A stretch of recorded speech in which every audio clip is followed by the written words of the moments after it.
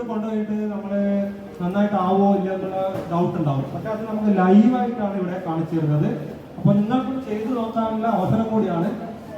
അപ്പോൾ നമുക്ക് പൊടിക്കുന്ന ജാറാണ്, മൂന്നാമത്തെ ചട്നി ജാറ്, നാലാമത്തത് ജ്യൂസർ. ഇത് കോമൺ ആയിട്ട് എല്ലാവർക്കും അറിയുന്നതായിരിക്കും ജാറ്. അപ്പൊ നമ്മുടെ ബാക്കിയുള്ള ജാറ് നമുക്ക് ഡയറക്റ്റ് ഈ മോട്ടറിൽ ഡയറക്റ്റ് വെക്കാൻ പറ്റും.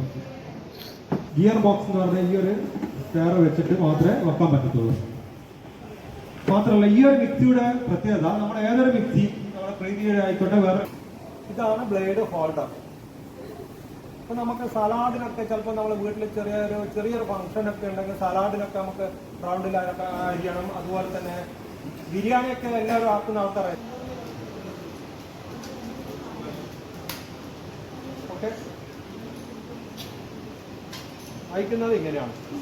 അപ്പൊ ഈ ബ്ലേഡ് ഇച്ചിരി മൂർച്ചുള്ള സർജിക്കൽ ബ്ലേഡാണ്, അതുകൊണ്ട് മൂർച്ചൊന്നും പോകത്തില്ല. അപ്പോൾ നമ്മൾ ഉപയോഗിക്കുമ്പോൾ ഒന്ന് ശ്രദ്ധിച്ചാൽ മതി.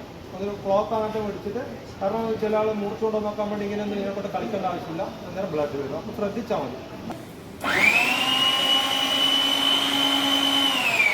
ഉള്ളോട്ടൊക്കെ പോകുമ്പോൾ നമ്മൾ ഈ ഒരു കപ്പ് ഉപയോഗിച്ചിട്ട് താഴത്തേക്കൊന്ന്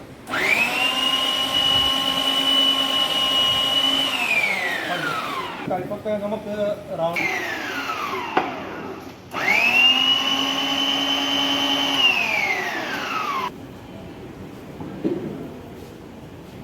കണ്ടില്ല.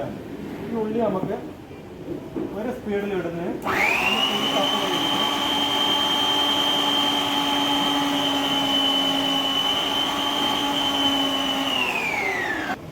രണ്ട് ക്യാരറ്റ്